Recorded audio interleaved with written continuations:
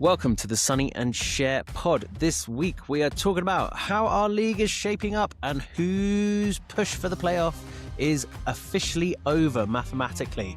We're also going to be talking about Senegal being stripped of their AFCON title and that madness, and whether Chelsea are better or worse under Rosenior.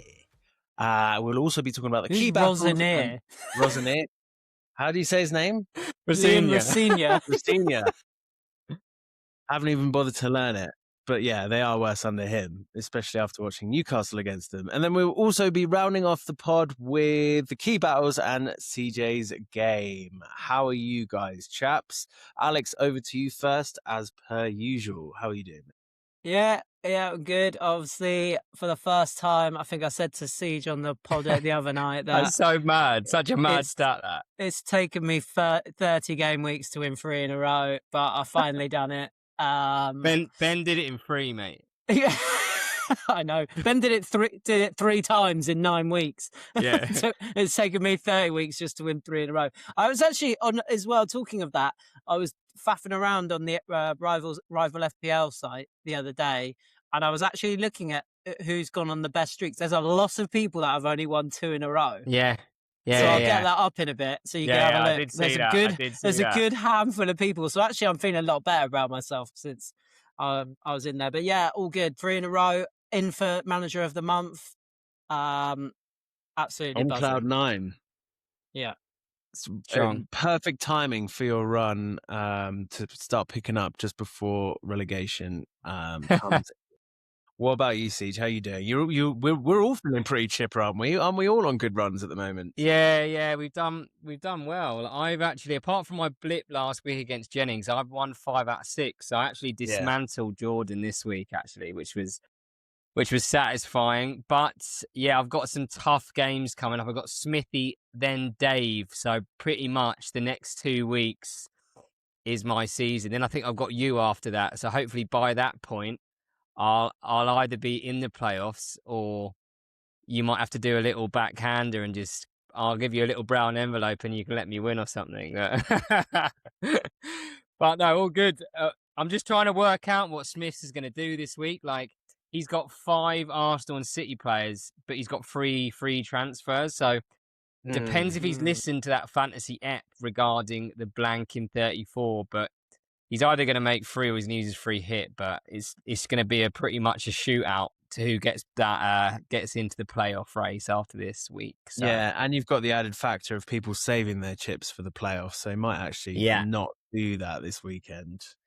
Talking of playoffs, yeah, shall we? Just gonna share my screen, Ben, because I think it's now officially mathematical that a certain amount of teams can now not make the playoffs. So yeah, let's go through this. If we look at Rafaro here in 51st, obviously the top 8 make the playoffs. So Rafaro's there on 51 points. We've got 5 game weeks to go until the playoffs. So that's 15 points left to win. So if we scroll down, here we are. This is the last person. Yours truly is the last person with 14 points. behind Rafaro to get in the playoffs, who could officially make the playoffs. So if anyone below me unlucky, your playoff hunt for this season is definitely over. So after Jordan's battering to usage, he now can't make it. Dassy can't make it either, nor can Trotty, Farney, Jennings, Gazzy T, Luke and Charlie. Neither of them can now officially make the playoffs. I think a few couldn't make the playoffs the last 2 weeks, but I didn't want to call them out too early, i.e. Charlie, who has been eliminated from the playoffs a while ago. But yeah, there's some news for you. And I was just going to share this stat as well then, while we've got this up of the streaks that people have been on. Yeah, it's interesting. It is interesting. I saw it the other day, actually. Yeah, so I think it's in strategy. Here it is, so streaks. Obviously, Ben, you've got one of the best, going on 9 win streaks. Siege, you're up there with 6.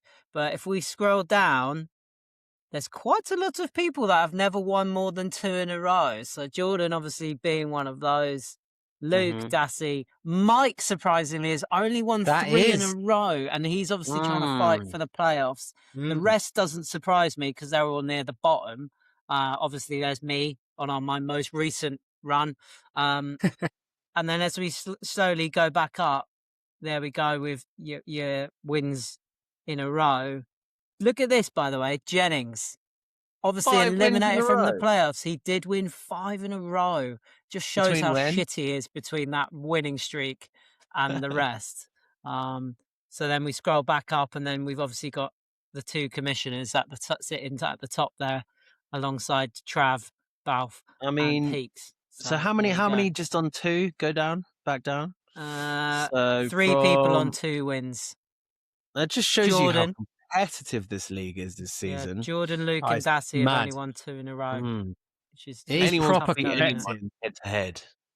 That's the beauty of H. It's been tough. I also just wanted to call out as well. I think Jennings will probably feel quite good about this, but in terms of hits taken, here he is still up there on minus 76.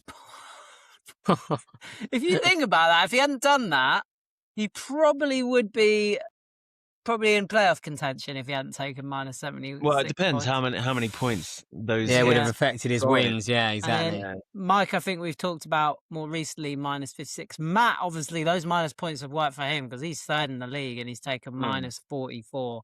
Definitely hasn't worked for me with my minus 40. Minus 40 you've taken, have you? Jesus, lad. Yeah, I've taken 8 hits. Jesus. So then we go down the bottom. We still have 4 managers not to take. I don't know what Dassey's playing at. Obviously, he's not at it. But Balf never hasn't either, nor has Nick. So there we go. Nor have I. Yeah, nor have you, Ben. So I'm not taking a hit all season. Fair play. Very interesting. So Mike's taken 14 hits compared to Tom's 12 hits. But well, that's 14 weeks of hits. So that's what that means. More points overall. So Jennings probably actually taken more minus. Yeah. Jennings has done a couple of minus 8s and minus 12s, isn't he? Yeah. Yeah, because Nixie's only taken minus points twice, but he's on minus 30. So yeah, because he took 28 one week, didn't he, or something like that? Yeah, 26 or something mad. I think he's planning on another one of those. I've been chatting to him. He was actually, I think, did he win? He won this week, didn't he? He was actually worried. He beat Alf. Yeah, he was worried about that, but he said now he's basically. Well, I said, mate, you're in the playoffs. You can start basically prepping for the playoffs. So yeah, he might do a little. But his team's looking pretty good, to be honest. So I don't know what he's going to do. He might just continue the run. Side, doesn't he? Yeah, him and Pete has jobs like fun at the moment. I think Jennings was absolutely fuming about Schlobbersley the other night when we played paddle because obviously Peaks drew. I think they drew in the end, didn't they? Peaks and Jennings, wasn't it? No, Peaks just beat him because he had Dango. Peaks beat because it was Dango against Tiago, and at one point when obviously Dango assisted Tiago, and I said text Peaks, I was like, "Oh mate, if it stays like this, you're going to lose." And then obviously Dango ended up getting 8 points, and Tiago missed a couple of sitters. Oh Jesus, poor Jennings. Poor Jennings. By 3 points. Yeah, because he was also shit at serving at paddle the other night as well. So shit at underarm serving. Like, how is that even possible? Like, genuinely. Me and Rafaro absolutely dispatched them. So me and Rafaro, we Balf and Jennings is like a handicap team, though, isn't it? Pretty much. Balf's all right at it, to be fair. I imagine he's all right at it. His serve is good as well. Like, he's very good at serving. But yeah, it was good. That's always good. It's always good fun. But there we go. Well, segueing very naturally from paddle to AFCON. Yeah, what is going on? Senegal have been stripped of their AFCON title for walking off the pitch. Is that right? Like, what is happening? Is that even possible to win a trophy by email? What's going on? I don't really, like. I think it wasn't even like huge news when it initially came out. I think I just saw it on Sky Sports News the other day on the Sky Sports News app, and it was just said Senegal stripped of title, Morocco win 3-0, and I was like, what? Like, what's gone on there? So it appears that after much deliberation, 2 months after the final has been finished, I was going to say, it's been a while. the Confederation of African, whatever that stands for. African football's governing body. Yeah, the African governing body announced that because Senegal left the field of play during the match, and we did an episode on that, Ben, didn't we? Where we talked about how they'd left the field of play before they came back and beat after Brahim Diaz missed an absolute horror penalty. Yeah. Well, after that, it turns out that Morocco are actually the winners, and by default win 3-0 because Senegal left the pitch. How long did they leave the pitch for? Was it that long in the end? I thought it was like 17 minutes. 17, but it says, following an appeal by the Moroccan Football Association, CAF, who is the governing Confederation of African Football, ruled that by walking off the pitch, Senegal had forfeited the match, with the result being recorded as a 3-0 in favour of Morocco. Basically, them walking off was them conceding the game, apparently. But they came back on. Yeah. But obviously Senegal were now going to appeal that back, aren't they? So it's probably going to be back and forth till. Do you know what I mean? It's going to be. You couldn't get a more corrupt tournament. No, you can't. It's a joke. And also, like, if by walking off the pitch would forfeit the result, why did they play to the final whistle then? Like, why did they resume play? It doesn't make any sense. Did you ever see those videos of that, like, penalty shootout in Africa where the lads were just running up and like kicking it towards the touchlines? Have you not seen that? I talk about corruption. Honestly, you got to look it up. It's like they're running up to take it, they stop and they just like kick it sideways. What?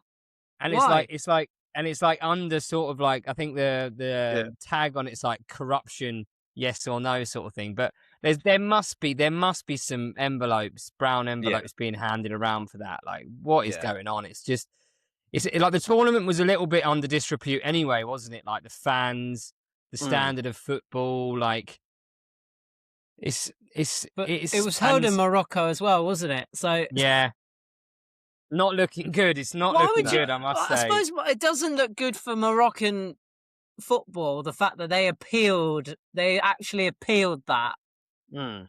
And have now surely you don't want to win the African Cup of Nations that way via an that appeal, way, right? Like, it's not like the same feeling as lifting a trophy, is it? Like, versus getting an email to say congratulations, your appeal has been successful. That's all the fans sent Brahim Diaz loads of death threats after he missed that penalty. So yeah, it's like when someone gets stripped of like a gold medal, isn't it? At the Olympics and you're fourth. Do you know what I mean? Someone loses their gold or loses their medal, and you get shoved up and get a measly bronze sort of thing. Yeah, like 4 years later. 4 years later, yeah, exactly that. Yeah. They've obviously just appealed it for like, they've obviously thought, fuck it, do you know what? We'll appeal it and see what happens. And obviously, someone high up's gone, yeah. Good idea. I'll take a little bit of coin for that. Senegal can be stripped of it. Morocco, you can have it, sort of thing. But it's a shame because it was a really good final as well. Couple of unfortunately dodgy refereeing decisions. Goalkeeper and gloves witchcraft as well, didn't we? We had the witchcraft gate. The ball boys trying to steal the towels and like, what is going on? Like, I think it just brings the tournament even into more disrepute. Like I said, like it's one of those tournaments that you think is it going to be able to continue if it's going to be that ridiculous in terms of things going on? Someone's making money. Yeah, true. Very true. Right, moving on from the madness of AFCON, we're also going to talk about Chelsea. Obviously, gone out to PSG by an embarrassing Champions League score. I don't know anything about that. Like, can't relate to that at all. At one point last night, you were 3-3 at one point last night. We were, mate. I'll tell you what, that first 45 minutes was fun, and then it was awesome. Then the second 45 minutes. So you were in the tie for 3/4 of it. It was just the last quarter where do you know what? come alive. Which Which was the goal when Ramsey just hacked it across the box straight to Rafinha? I think that was number 7. At that point, I was like, "Do you see?" Everyone just stopped. It was like a training ground. You see that, Butler? Yeah, I did. that But didn't the ref blow the full time at 90 minutes because he felt bad? He There took was no pity added on us. time. He did take pity on us. But yeah, that was I don't know. I have mixed feelings about it. I'm I slightly think- embarrassed by the final score, Yeah. but also very proud of them for going toe-to-toe with Barcelona for 45 minutes. So Whereas can the you do? Chelsea one was slightly different. Let's be honest. They weren't really competitive in the tie. In at either all. game. Yeah. And I think that's where and there's a bit of debacle that's come out recent days about Enzo Fernandez being unhappy. Liam Rosenior just taking notes while they're 8-2 down on aggregate. Did you see that? Did you see him passing a note to Garnacho? He was coming on like the 86th minute. Like, what are you telling him? Like, we're gonna have a beer with the lads after or something. You know what I mean? Like, yeah, mate. Yeah, change tactics. just tell the lads we're going for a couple after for a bit of team morale. Then you've got like all of them huddling around the referee Oh. as a part, which is also a bit cringe. Yeah, what was going on there? I just Like, thought, what was the ref doing though? Like, how embarrassed! Like, these refs, like, their egos. Like, obviously they do that, but like, why is he in the middle of it? Get out of there. But my also other point is, why are Chelsea doing a huddle right in the centre of the pitch? Oh, it's the whole mixture of get it it. was weird. But then I can't remember. I can't remember what that ref's called, but he's a tool anyway. Paul Tierney, isn't it? Paul Tierney, yeah, and he was just smirking in the middle, like, "Look at me." Yeah, I'm in the middle of their Right. huddle. It's like, what You the see fuck Palmer? is going Palmer on? like hugged him like that. Did you see that? Around Yeah. him? Yeah. But yeah, what an So, yeah, we've absolute got- mess. You got a couple of bad results for Chelsea in the Champions League against PSG, like completely outclassed over 2 legs. Then you've got the home loss to Newcastle in between those two, and you're sort of thinking like, what do you do with Chelsea assets, right? Because James is injured with a hamstring injury now. Chalobah, I think, is Chalobah's out. out He's 6 for a now weeks. out for 6 weeks. Yeah, 6 weeks. So I mean, Sanchez can't keep a clean sheet and is in and out of the side. I've got Enzo Fernandez and João Pedro. It's funny how quickly football turns, because he was all the rage a couple of weeks ago, JP, wasn't he? Like banging them in, and now it's like, do you keep him or do you try and get someone else in? So it's interesting you raise that, because that's where that's where this question comes back to: who's actually better for Chelsea, Liam Rosenior or Enzo Maresca? And they're two very. I've done a bit of digging thanks to ChatGPT. It's given me a clear, definitive answer as to a verdict of who is better, but I won't get to that bit yet. Liam Rosenior has only been in charge for 18 games, right? He's won 10 of those 18 games. Very good start, right? Very, very good start. However, he's already lost more games than Maresca did in his first 30 games. Wow. Okay. So the difference between Maresca and Rosenior is, I think Maresca's team was a lot more rigid. They were a lot more like defensively solid, probably had a bit more control within games. Where we've got Liam Rosenior, which is a complete opposite, where it's all gung-ho attacking football with no control in games and just conceding goals for fun. Now, obviously, in terms of fantasy, that's been great, because João Pedro is in probably the best form he's ever been in his life. He's getting plenty of opportunities. We were talking at the beginning of the season, weren't we? And like, we were talking about how João Pedro was an absolute fraud. He had like a really good start, then he completely dropped off, and he had that run of like 5 or 6 games where I don't think he even took a single shot. And we covered it a lot on the pod. And then he's completely reborn under Rosenior. So it's like good from that perspective. Who's What do you do Rosenior? with midfield? Why do I keep saying it? Yeah. Hey, Rosenior is his alter ego. Isn't Rosenior. it? What's wrong with me? Yeah, no, you Just are be right. You professional are on this right, pod. though, Ben. You are right. But they've there. actually got, so Maresca, he had 92 games for Chelsea, won 55 of them. So he did have a win ratio of 59%. So it's exactly the same as Very good. Liam Rosenior's win ratio in his first 18 games. But as I said, I think it took Maresca to lose 8 games. It took him 30 games compared to Rosenior's 18. But in terms of attacking output, Rosenior's team have scored 38 goals in their last 15 games, right? That's the second best attacking team currently in the league. And João Pedro has 11 of those 38 goals in his last 12 games. All right, so it's pretty evident that they're much more attacking. They're scoring 2 goals for every 6 shots currently. Right. So Surely that's not that. sustainable, though.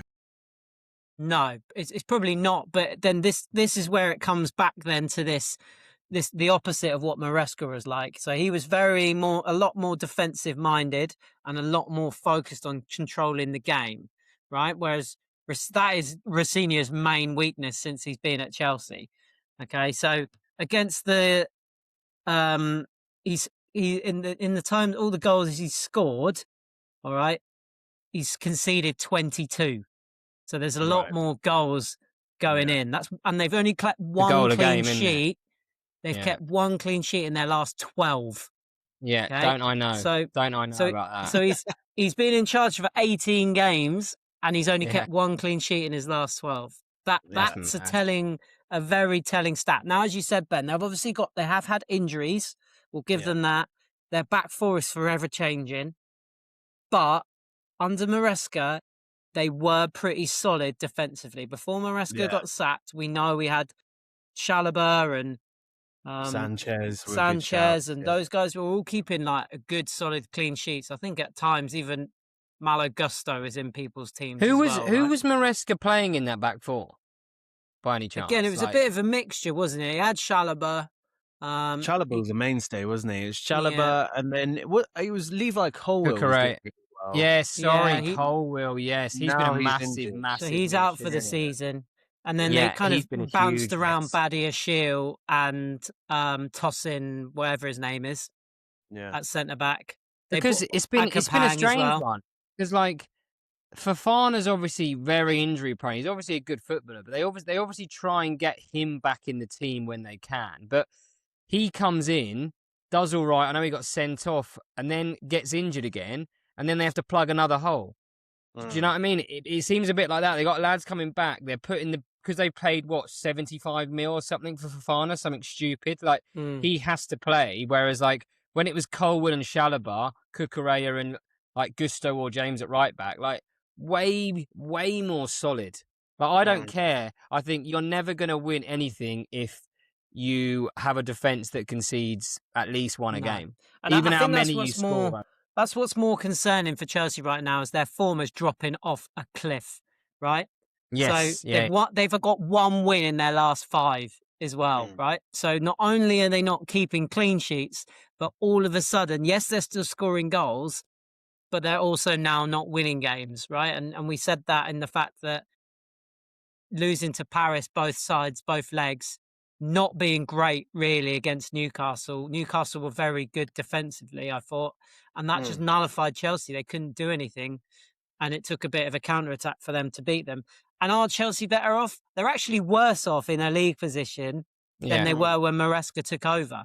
So Maresca had them in 5th. They're now currently 6th. I know that's not a huge contrast in league positions, but you would say that's probably a regression in terms of you bring a new manager in, don't you, to help push you up the league. They actually haven't got any better or worse than they're just the way they play is just different. Well, it's decent for me because I haven't had Sanchez all season. I had Chalobah for a while and then took him out. So defensively, I'm sorted Chelsea wise. I just don't know what to do with Enzo. He's done nothing. I think. What has he done in the last? Nah, What's Enzo done in the last 10 weeks? Enzo has done. He's gone 24. He got 8 points, but apart from that, he's got 2, 4, 1, 2, 2, 2. Yeah, with one, he's got 1 assist in the last 7. Yeah, he's also like so under Maresca. You'd have to say Enzo was better. He was getting more goals, having more goal involvement. Yeah, because Chelsea like to control the game then, right? So he was having a lot more of the ball, right? And he was receiving the ball a lot more in those central positions. Where with Rosenior, it's a bit more like chaotic in the game, isn't it? It's like end to end. And generally, when it's end to end, the midfield gets missed out. It goes wide when it gets end to end. So, are either of you thinking about Cole Palmer at all? Trying to get him in? I just don't think the only way I would get him in is if I get rid of Haaland this week to get Ekatike, which would save me quite a lot. But the only thing with Palmer, just doesn't do anything. Mm. Do you know what I mean? I don't know how many penalties he scored this year. He's got how many Prem goals has he got this year? He's got 9. He's got 9 goals, 2 assists. I know he's missed a fair bit of footy, but 2 assists for someone like Palmer. And how many of those 9 goals are pens? Must be at least 4. But I don't think the Rosenior style helps him either. Because it doesn't. As I said, because it's so frantic and there's less control, right? People like those creative players like Enzo, like Palmer, are definitely on the ball less. Now, Palmer spent most of the first half of the season out injured, didn't he, right, under Maresca? So I think that is, in terms of Rosenior's XG, both ends of the pitch, I looked at this, they're significantly unbalanced, right? Yeah. And it's long in the long. It's all right for now in the short term because it's all right. But if that's going to carry on long term, it's not sustainable. They're more likely going to lose more than win more. So long term, I think Maresca would have been a better option. Obviously, he clearly fell out with the board, and that was part of it. I think he was a lot more proven than Liam Rosenior is. I know Chelsea was his first real big club after Leicester. But I think what he did in his short time at Chelsea was actually very successful. He won the Club World Championship, got them into the Champions League. That he had control and they were defensively sound. Yes, it wasn't beneficial for players like João Pedro, where it's great. It's great for fantasy under Liam Rosenior if you've got a Chelsea attacker, but it's not great for the Chelsea defenders. And I think that's why that number of Chelsea defenders in fantasy teams has completely disappeared. I think if you look Everton at away next for Chelsea as well, and then they've got that'd be tough. City at home and Manchester United at home, so it's not exactly tough games coming up. Yeah, it's interesting though. I'm just looking at I know on that Opta stats just about Chelsea, blocks and clearances. I was just looking at you would expect them because they're under the cosh a bit to be quite high on that, but they're sorry, where am I? In clearances, they're 18th in the league. And blocks, they are 19th. So, it's almost like they're not defending well at all. Do you know what I mean? Well, if you watch the game on Saturday, Chelsea-Newcastle, whenever it was, it was all one-way traffic for Chelsea. The first 15 minutes, they were all over us, and I was thinking this is going to be a long afternoon because we always do crap at Stamford I saw Bridge that anyway. result coming. As soon as that happened and they didn't score, I was like, this is going to end 1-0. Exactly. We took our one chance where their defence just went walkabout and Willock was straight up through. And then the rest of the game, it was just a bit of a breeze. It was odd. It was strange. It was a strange game. But before we finish, just quickly, I want to ask both of you the question. I'm interested in your verdict. Do you think Liam Rosenior is under pressure? Absolutely. Well, I can't even say his name right, but yes, I think he is. So I think and think about my pronunciation. After 18 games, he's only been there 18 games. I think he is because he's created this media presence now, which is got a lot of holes in. Do you know what I mean? Some of the things he's been saying, and he sounds very LinkedIn, doesn't he? He sounds like a LinkedIn lunatic. I just don't. I don't think he's very approachable. It's very strange. Then passing that note on to Garnacho, who does he think he is? I just don't think there's a slight arrogance, isn't there? About there is an arrogance, but I don't know why there's an arrogance. He was at Strasbourg, fair play, he did well there. Got a young team, but Strasbourg to Chelsea, you shouldn't even be getting that job anyway. Realistically, the nature of the Chelsea job is you're instantly under pressure if you don't win. But don't get me wrong, I do think when they're on, they play some fantastic football, and I really like watching them like that. That 4-1 destruction of Villa is what they can do, but they can't be drawing at home to Leeds and Burnley. But then they've also been shown up by a very PSG are a very good team, right? Yeah, they're the defending. But they champions. were in it. they were in it And- until Jorgensen Yeah. started to piss about at the back. Do you know what I mean? That's basically, it was Yeah. 2-2. If they see that out and come back to the bridge, I reckon they beat Barca in the Champions League this year at the bridge. Like, they could have done that, but like Jorgensen pissed about, gave it something to Vitinha. Next thing you know, it's 3-2, 4-2, 5-2. And then the first goal the other night was shambolic as well. They were 1-0 down inside 6 minutes, weren't they? I think Sar's a decent defender, but he's another one for the chopping block Young, now. isn't he? Like, Isn't he really yeah, young? young was Yeah. at Strasbourg. Like, young, yeah. But that's But it was Rosenior's thing as well, isn't it? He likes the younger players. exactly. But you can blood them in at Strasbourg, but like you can't do that at Chelsea because like that sort of thing happens. It's in the Champions League last 16. So if they don't make the Champions League, do you think he gets sacked? Probably. Realistically, there's going to be 5 places for the Champions League for England. I think it's minimum. Luckily, isn't it? we've still got. Luckily, we've still got 2 teams left in the Champions League. Jesus, we were talking about English teams. They got absolutely battered, didn't they? I think they conceded 28 goals over the one. Is that what it was? That one round, yeah. Oh, Jesus. 7 of those from Newcastle was pretty fun. 7 from Newcastle, Chelsea. 8 from Chelsea. Yeah. Spurs were 8 as well, weren't they? Spurs was 8 as well. Yeah. No, Spurs was 7. 7. Spurs at least did they draw to Atletico last They night? beat them last night. They won beat them last 3-2, night, got yeah. a penalty. Yeah. Ah, It was actually only 7-5 on aggregate, wasn't it? In the end. Yeah, I did think at one point I was like, could they really? They do seem to be improving, especially after drawing against Liverpool. But anyway, let's take a break and then we'll come back with key battles.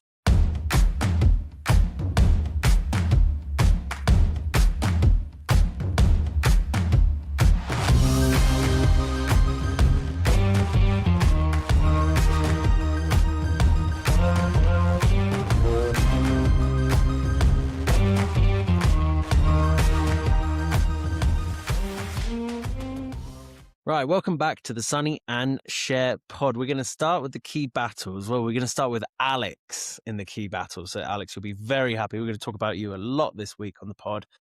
In the relegation fight, I can officially say that Dunkel Busquet with 48 points. You beat Nick with rolling up in Malamba with 39 points. So a massive win for our relegation threatened commissioner, who for the first time this season can say that he's won 3 in a row. And in fact, going even one further than that, you've now only lost once in your last 5. Is that right? Because you got a draw. One loss, one draw, and a 3 very wins. jammy Yeah, draw when I true. forgot to do my team. So I think at some point, either in a pod or over the week, you said there are a couple of essential players to have at the moment. 3 essential players. 2 of them are Bruno Fernandes and Gabriel, and you own both, and Nick doesn't have either, right? So that set you on your way.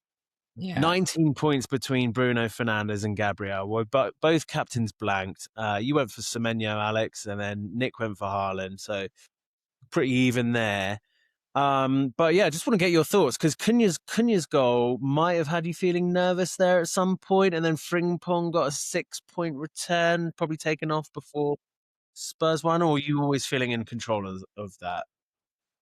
I felt like after Haaland didn't come back to haunt me, I felt okay, that's fine.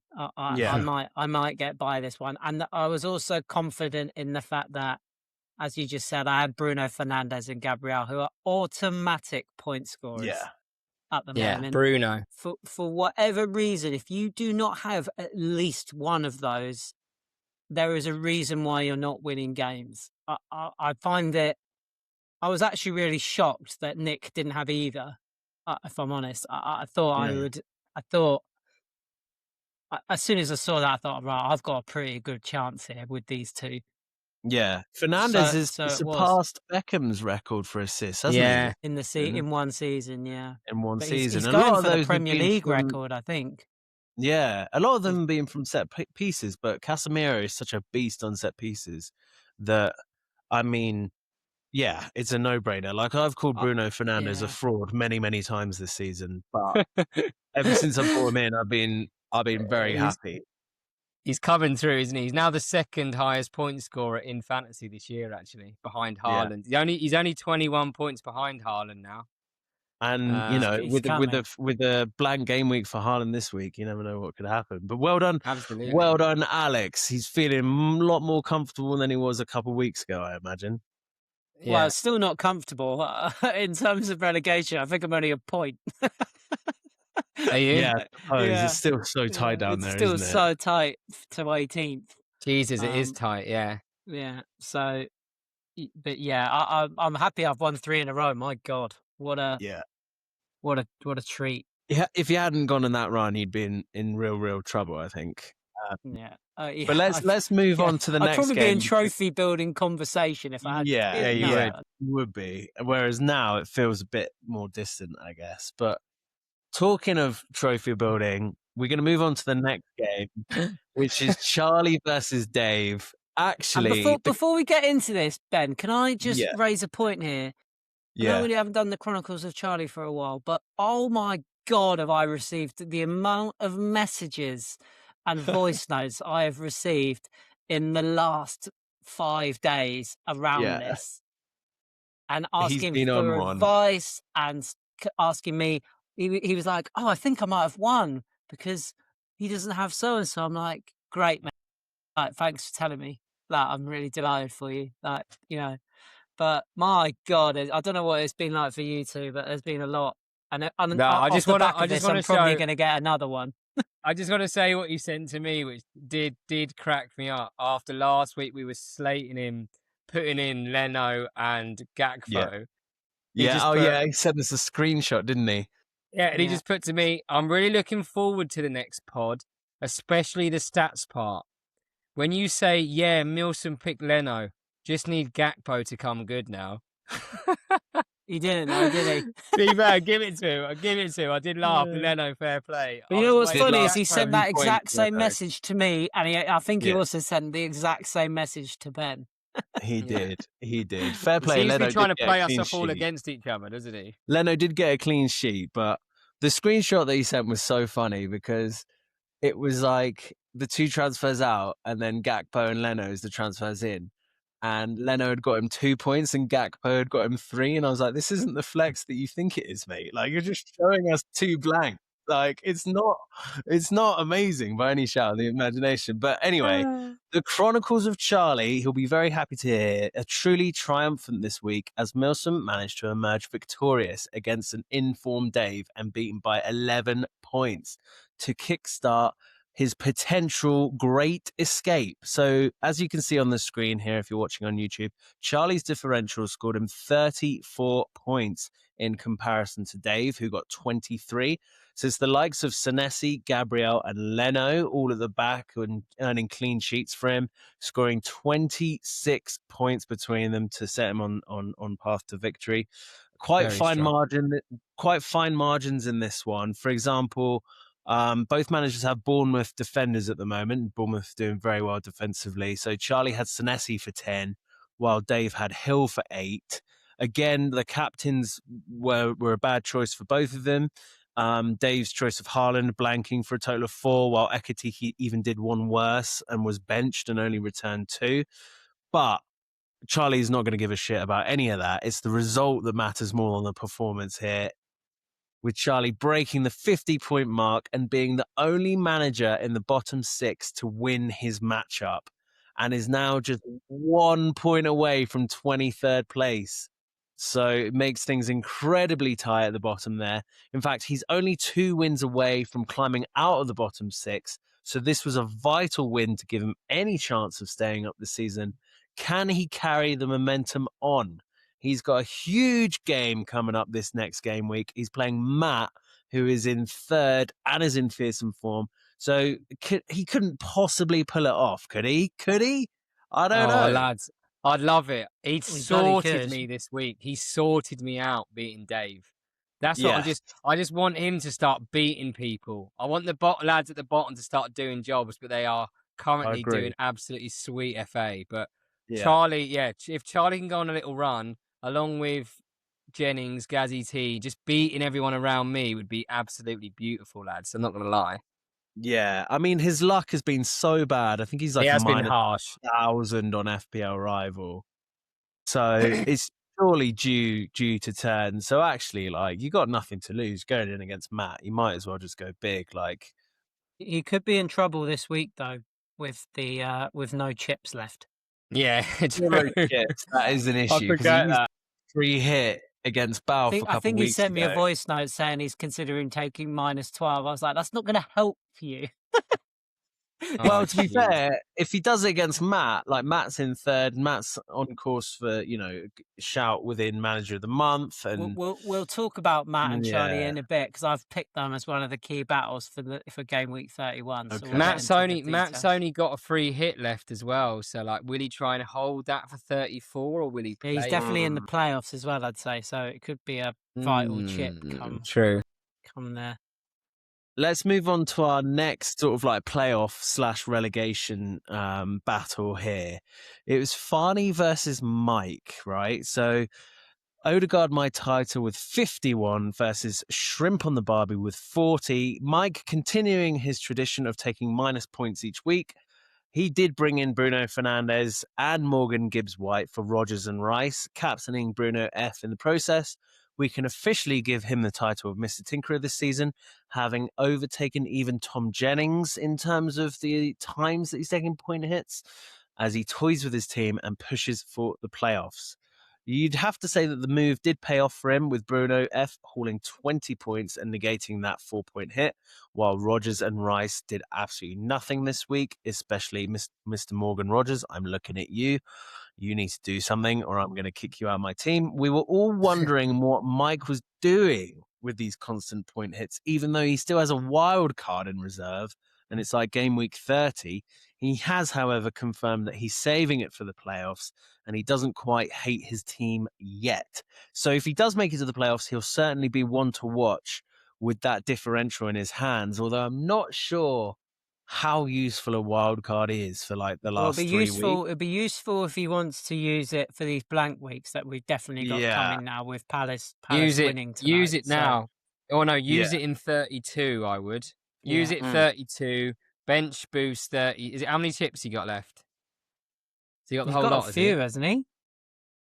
Not sure. You'll have to go to previews of the next week. I don't think you can. Yeah, he's got the whole lot. He's got the whole lot. He's got all his chips left, so he's in a very good position because realistically...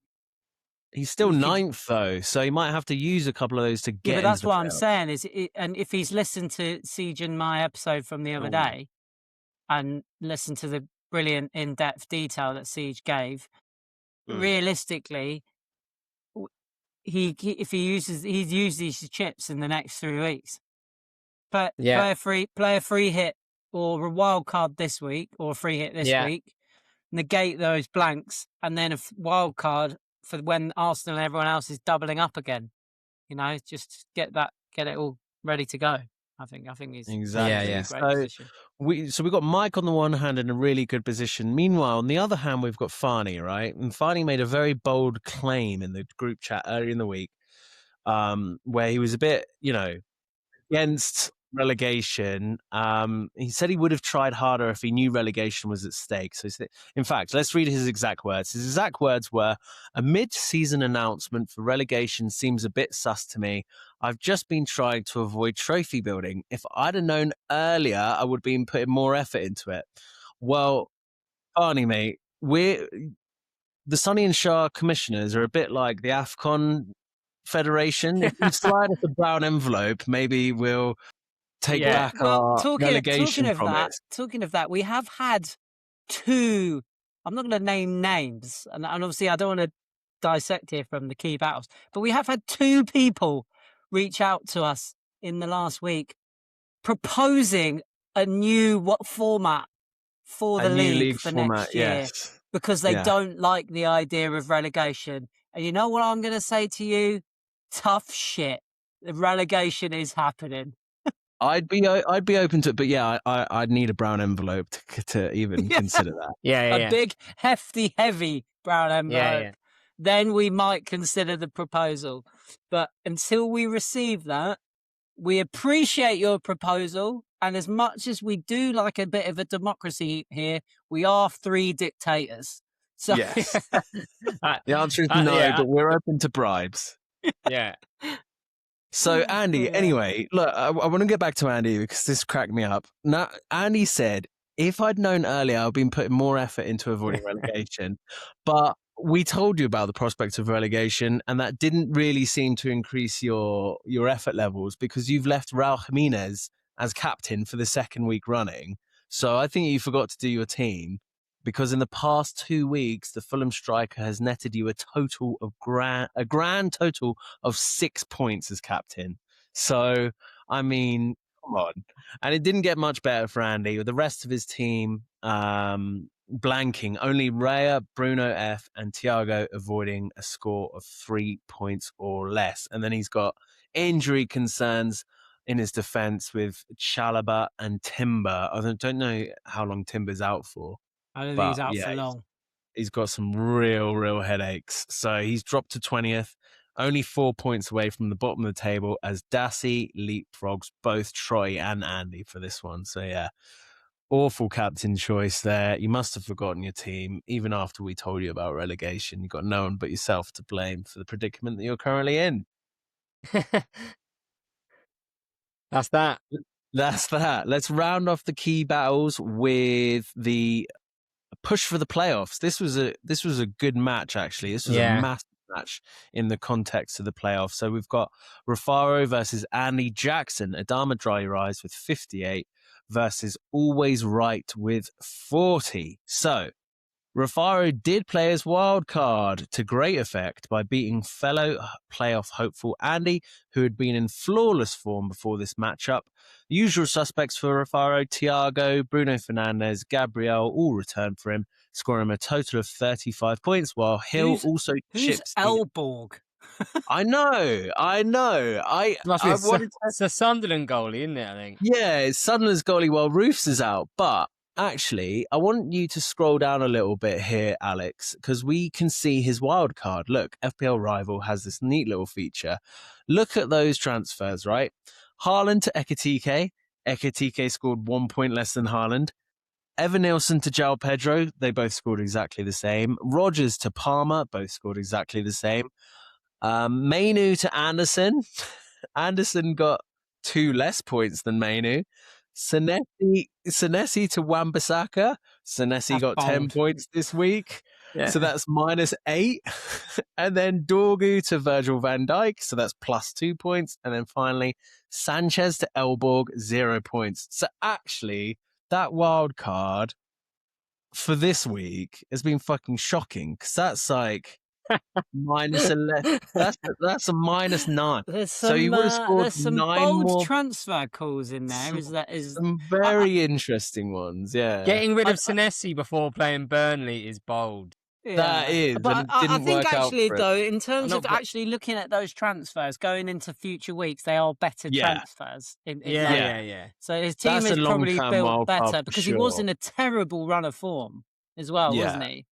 I think Very he'd won one true. of his last 5. So So it's in the end, a he helped timely him, win didn't it? for Rafaro. So basically, his wild card didn't earn him any points. It's probably setting him up for later weeks. But I think it was captain choice that decided this one.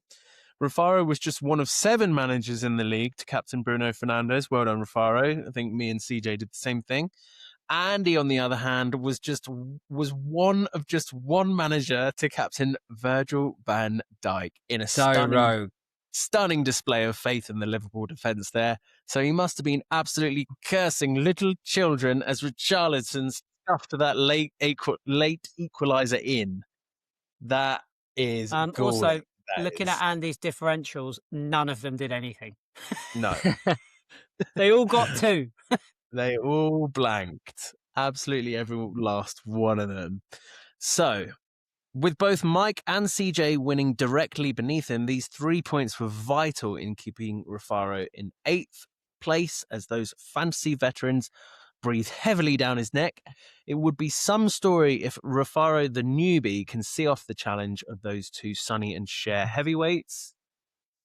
Sorry to interrupt. I've got an email from daycare, but it's not about Rowan, so we're all good. Phew!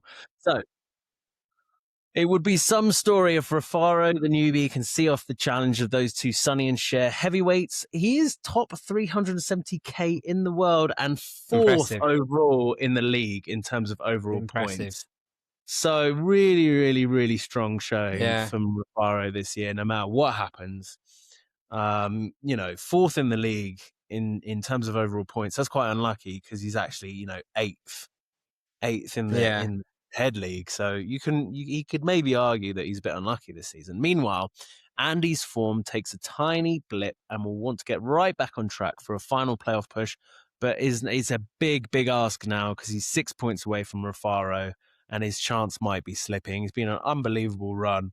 It's a bit unlucky there to well, I don't know if it is unlucky. If you captain Virgil van Dijk, that's a big risk. You're asking for trouble at this stage if you're doing that. Let's be honest. Yeah, he's obviously making some road calls there to try and sneak into the playoffs. But yeah, well done, Rafaro. Unlucky, Andy, and I would say advantage Rafaro for the playoffs, 100% now. Yeah, that was a big win for him actually to take him into 8th.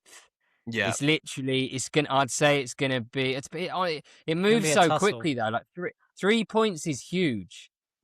Like what is there? 5 games left, and we need if you get I need to win. I reckon. What am I 10th? I need to win at least 3 of my games to even stand a chance. So Rafaro being in 51, that's sorted him. And actually, it was a big win. You could do what I'm gonna do and win five more in a row. I hope you are, mate. So you can take. I hope you are because you can take some of the boys out for me.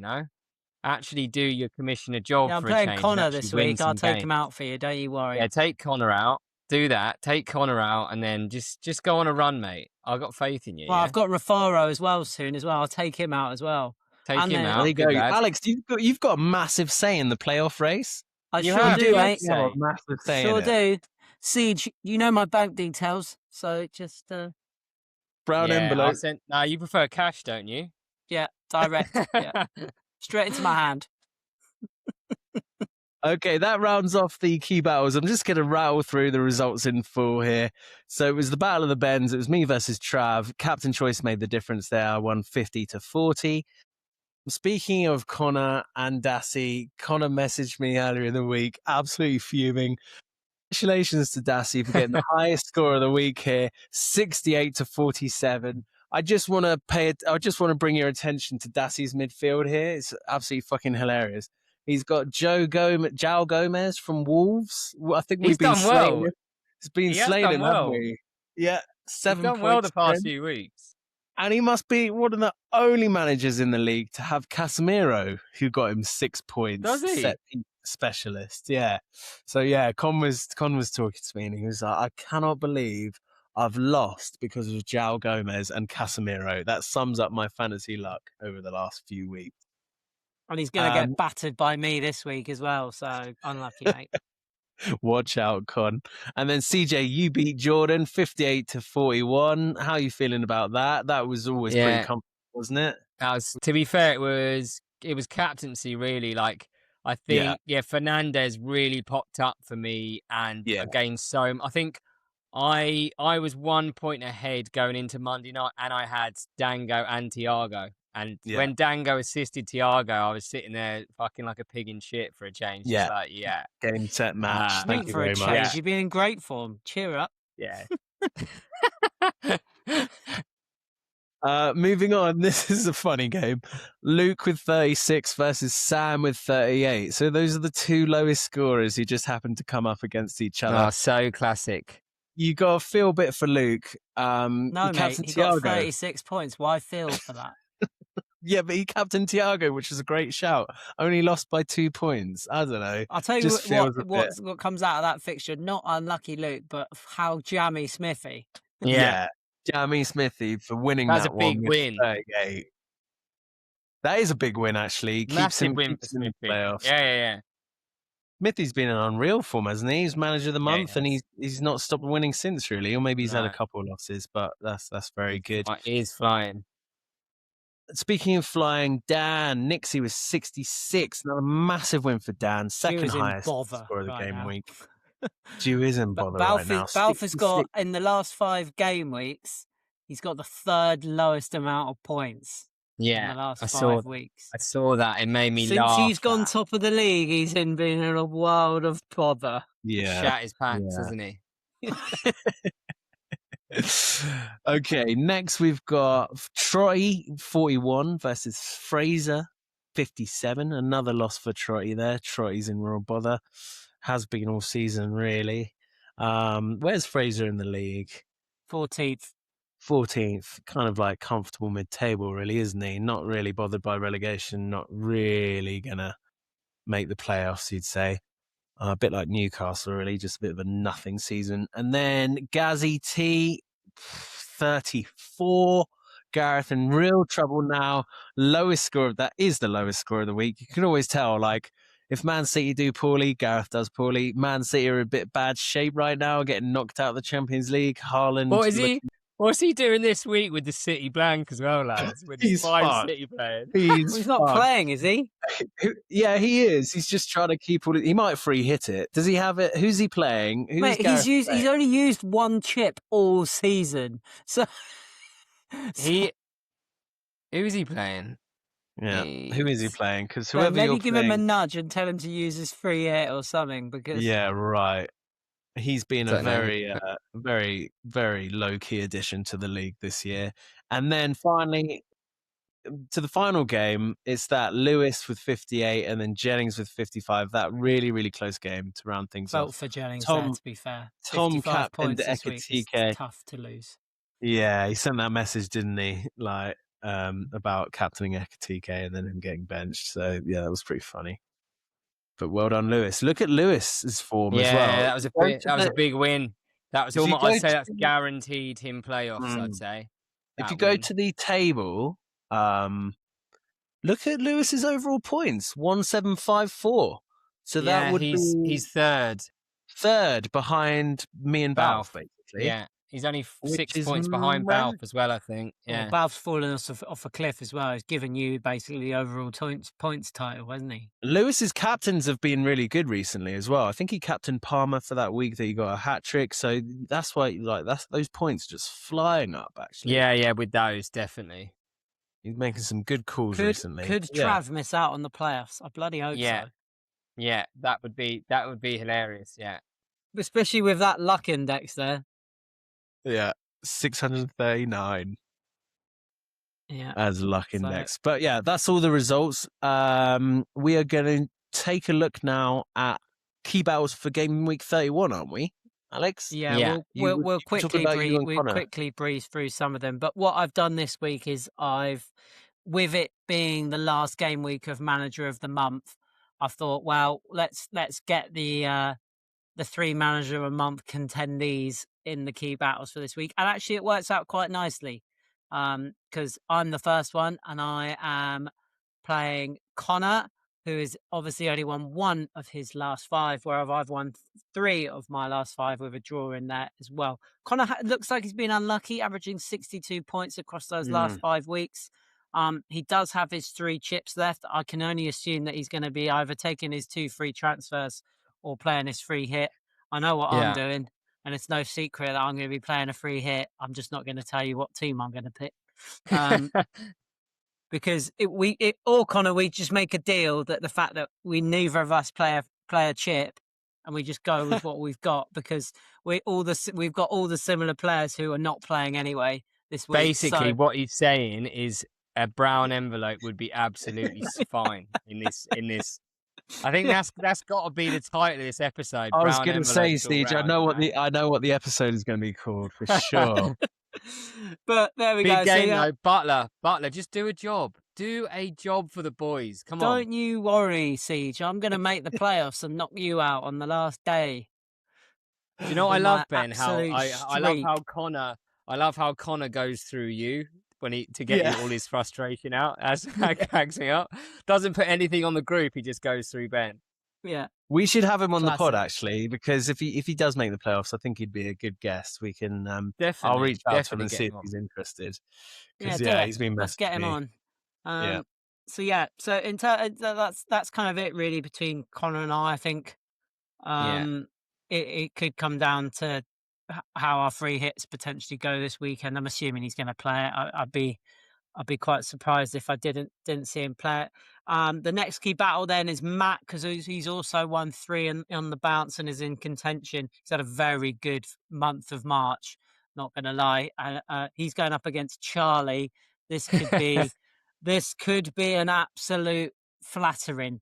It could Charlie be a obviously bloodbath, or Charlie could. It's going to go one of 2 ways: a bloodbath for Charlie, or he's going to sneak a surprise win. Charlie's got no chips, so he's either going to take loads of minus points, or he's just going to stick by his team because he hasn't got Gabriel. There's no Semenyo. There's no. There's a few others in there that they haven't got. Matt's kind of in a similar situation. Matt does have his free hit, so I'll be intrigued to know where this goes this weekend. So Matt's team's looking really good. It's the double Man United midfield that. Yeah, and Buemo's been poor, done isn't he, nothing, recently? Loads of people have nothing. Buemo. Yeah. He's been quiet, hasn't he? Him playing that false 9 hasn't really helped him, I don't think. No. I'm just looking at Charlie's team. It looks like Charlie doesn't have to take any hits. Yeah, he's only got 1 free transfer, so he could get rid of Chalobah. I suppose he could play his whole bench, couldn't he? He's only got Gabriel and Timber. He's got no City players, so he can use 1 free transfer and not. Buemo. Yeah, okay, yeah. So he could be all right. Actually, he might not need to take minus. Charlie. I don't know what all those voice notes he sent me were about. Then, I mean, as I said before, Probably I don't really listen to them. I just guess what he's saying. Yeah. I just go, oh yeah, cool, mate, fantastic, good idea. Come on, Gakpo. Come on, Gakpo's gonna do it for him. So yeah, Matt's in great form and is probably leading contention for manager of the month if he can get past Charlie. And then that then moves on to you, Ben. You've got Nick. This is an intriguing one. We cannot let you win manager of the month for a 3rd time. We just literally cannot allow that to happen. We do come into this. Nick does have his wild card, bench boost, and triple captain. Ben, you've still got your free hit though. Captain. No free hit for Nick. So it could be interesting. Again, not very many common players. So if we're actually looking at this game week, Nick could be in a bit of bother. How many free transfers does he have? He's got 1. So he could be okay because he's got 4 players he needs to move on from. So he could be okay. It's His also bench is fucking mouse though. Yeah. Whereas I think Ben's probably in a stronger position. But Morgan Rogers is in dreadful form. So he doesn't have Bruno. He doesn't have Bruno Fernandes as well, which we were just talking about him being. I'm definitely starting Rogers this week, though. I think Rogers is just going to come through for everyone this week. I think. You reckon? Really? Come on, Morgan. Yeah, sort it out. Who's he got? He's got our last key Manchester battle. United. Yeah. Sorry. Saw that. The last key battle I couldn't really miss off because it is a trophy building contention at the bottom there. It's Luke versus Jennings. It's 23rd versus 21st.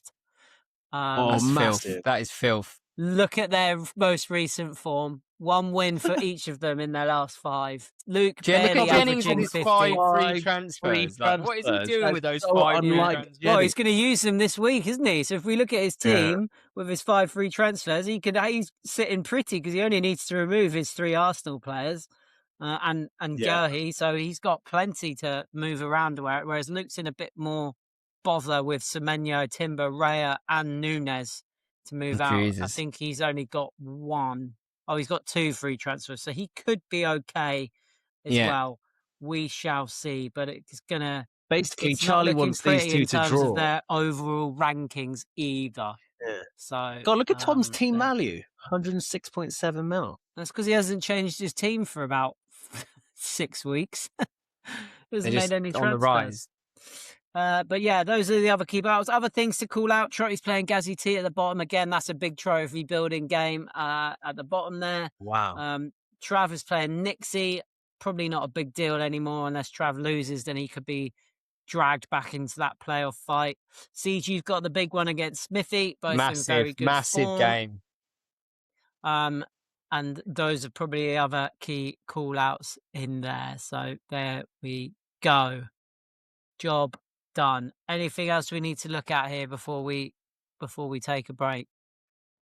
Nope. Don't Let's think go so. to DJ's game. Let's do CJ's game. I don't have a player this week, but I will definitely Google one in the break. We'll be back.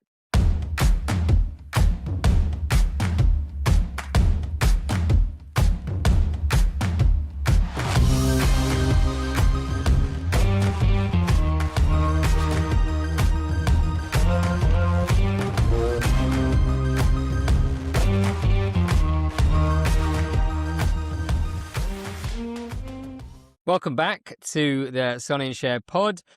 Going to finish with our usual game. Points wise, N 9.5, me 6.5, Butler 19. Very, very strong. If you're listening for the first time, what we're going to do, pick a player, past or present, retired or still playing, and then we're going to name how many clubs he's played for, and the other two lads are going to have a guess, try and guess more than each other. I've got a beauty to start with. Okay? Ooh, go on. God. My player is Victor Moses. Oh, Bloody hell. mate. He's played for so many teams. clubs. He played for 11 clubs. Actually, not as many as you think. 11 That's quite a clubs he lot. played for. That is quite big a lot. clubs as well. 11 clubs. I'm trying to think. I can I think I've got probably 5. do. Yeah. You always do one more than me, mate. Go on then. Go for 5. Because I can't get 5. I can Yeah, maybe five. get 4. So he was at Chelsea and Liverpool, wasn't he? Chelsea and Liverpool, yeah. And West I didn't know Ham. he was at Liverpool. Yes. Yeah. Yeah, On he loan was at on- he Liverpool, did. yeah. He went on loan there, didn't he? Yeah. He started at Palace, played quite a lot for them, Yeah. and then after that's that, 4. he was at Wigan with Martinez. He was wasn't at Wigan. Yeah, he Yeah. was.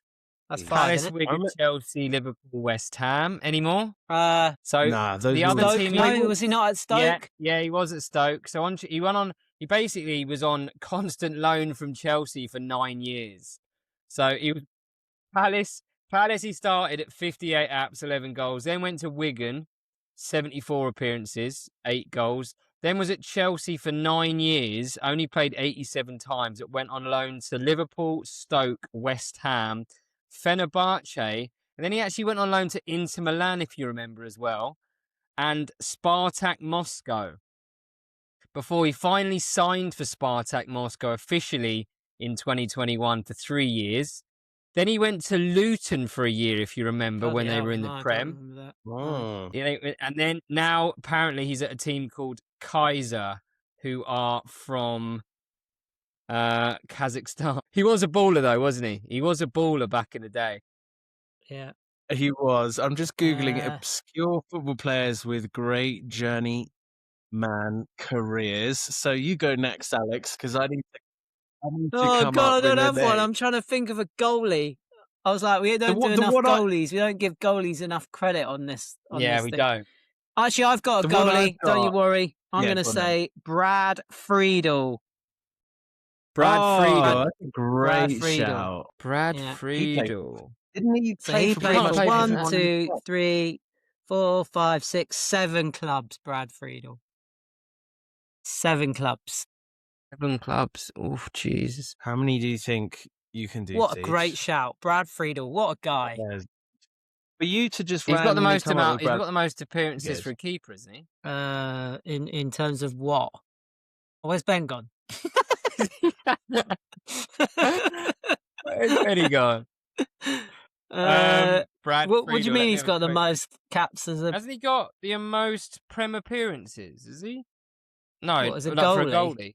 For a goalie, is No, he? Surely not. Surely I think- someone's got honestly, more. look it up. I think he has. Most Prem. I'm going to look it up now. Most Prem appearances. Are you going to have to guess now because Ben's gone? Looks that way, doesn't it? No, sorry, David James. What am I'm chatting shite.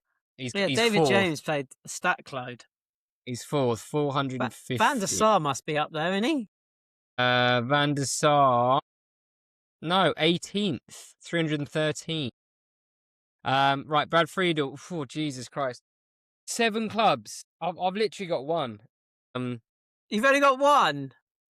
Really? Yeah, how many prem? He's back. He's back. Ben might have more than one. Did I miss the Brad back. Friedel? Is he actually back?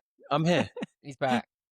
Can you see He's me? here. Yeah, I don't know where you went there. I don't know where I went. I You guess. Googled obscure football players and my fucking computer just crashed. But what we... It's okay. We'll accept that you're cheating and you've looked up the whole of Brad Friedel's career. Yeah, I can name all 7. I've only got one, mate. I've only got one. What, for Brad Friedel? Yeah. Okay, who'd you get? He hasn't guessed it yet. Oh, I can I do... haven't guessed it. You guess. I can do 3. Go on then. Go on. Blackburn Rovers. He definitely played for Rovers. Yeah, he played for them a lot. Shit. Pause. Yeah. Yeah. And then Villa, I think. Aston Villa. Yeah, Villa. Yeah, again, he played a stack load for them. Cool. So I've won. Don't even need the third because CJ guessed one. But I also think he played for Spurs. Yeah. Yeah, he did. So he started his career at Brøndby in in Denmark. Then went to Galatasaray randomly, played 30 times for them. Then Columbus Crew, went to America for Columbus Crew 30. He went to Liverpool for 3 years. He was a backup goalie for Liverpool for 3 years. Was he? Yeah. 25 appearances between 97 and 2000. Then, as Ben said, he's at Blackburn a very long time, 8 years, 288 appearances for Blackburn. Then Villa, 114 appearances, and finished off at Spurs with 50 appearances. Some career. I didn't know he was at I'd Liverpool, say, to be for fair. a goalie. Some career. Yeah, some career. He also had 82 caps for the United States. Very strong. Yeah, he's also an Olympic gold medalist. What? If that was a thing. Is he? For what? Yeah, for the USA. The USA? Yeah, but like what? In year 2000. What competition? Like what? Football? No. Football, obviously. Yeah, at Sydney. I thought Was that I Sydney? thought he was That like Sydney. also shot putting on the side or something. I don't know. Yeah. He has been a manager as well, but there we go. Right, Ben, it's your turn. Oh man, CJ's going to have to guess as well. He's having a mare today. I can only think of one name, and it's like continuing our kind of like, obscure Brazilian footballers. So I'm sorry, Siege, but I've properly stitched you up this one. If you even get one, I'll be stunned. Claudio Caçapa. Do you know who that is? Who? Exactly. I was afraid of this. Who is that? All I'll say is Matt. Matt honestly... Bennett will know who he is, so that will give you a hint. Well, that doesn't help. So we've got one then. Claudio Caçapa. Caçapa. How do you even spell that? Why? So you can Google him. Cacapa. No, I'm not going to Google it. Look, my hands are here. Never heard of him. How many clubs then? How many clubs? 1, 2, 3, 4, 5, 6. 6 clubs. I'm going to guess Flamengo. Very, very unremarkable career. But there is a reason that I picked his name. That's all I'm going to say. So you probably know. Yeah, well, he obviously played for Newcastle. This must be the worst one we've ever picked. Well, I know, the fact that we don't know. I know. This is the difference, right? You're so good at all the footballers you could have picked, and you picked a player we don't even know. Yeah, Brazilian as well. There's so many Brazilians you could have picked. So, he played for Newcastle. He must have played for Corinthians. Not Boca Juniors, Corinthians or Santos, maybe. No, neither of those. Or Sao Paulo. He was shit. He was shit, was he? He was not good. He was not good when he was at Newcastle anyway. Did he play for Colo Colo? No, there's one you haven't guessed yet, but I don't know if it's a Brazilian team. Yeah, it is. Yeah, it is. Fluminense. No, Atletico Mineiro. Do you know that one? Okay, yeah. And then he played in France. Go on then. I'll give you his career. 1996 to 2001. I want to look him up. He was proper bad. Atletico Mineiro, 68 appearances. Then he went to Lyon, 119 appearances, 6 goals. After that, he signed on a free for Newcastle United, played under Sam Allardyce. Was terrible. We lost. What was his surname? Cacapa. Yeah, Claudio Caçapa. I don't know if because you're a Pompey fan, aren't you, Siege? Do you remember once upon a time you beat Newcastle at St James's Park? It was 4-1. Do you remember that at all? Yes. Was that when Pamaro scored that worldie? He was subbed off in the first half, so I thought maybe you'd know about it. He was subbed off after like 24 minutes. We were 3-0 down. He was that bad. But yeah, there you go. He's had a decent little managerial career. Was he? Assistant manager. Assistant Leon manager. assistant manager. He managed Brazil under 15s for a there you bit as go. well. And he was Could have thought of so many Botafogo's. other better players. Well, That's a rogue one. I like we it. finished on a I've very got a strong great note. one That's for all I next can week. say. Don't you I've worry. honestly never heard of him. Claudio Casapa. Casapa. He was subbed off after 18 minutes against Portsmouth in the 4-1. Against Pompey, was he? Was that when Pamaro scored that absolute dinger?